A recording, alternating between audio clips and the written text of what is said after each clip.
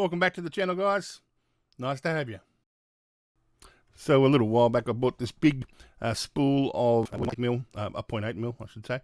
Now I normally get the same brand. I bought this larger one instead of the smaller one because it was severely discounted, but the spindle size is completely different. And there's just no way in the world I had thought about winding it from there onto the other one, using like a bobbin setup for a sewing machine, but it would just take too long to wind it on. I'd have to do it multiple times each time I wanted another load of wire. But the larger spool is 4.5 kilos, so it's 5 times larger than the other one. So what I thought I might do is, using my hole saw, cut out a few of these. They fit really well, nice and snug, so I'm going to fit them in, and I'll drill out a few that'll fill that hole up. Should fit nice and snug without having to glue them on or anything like that. If I bash them in a little bit later with a hammer, should be okay. So here's how we go.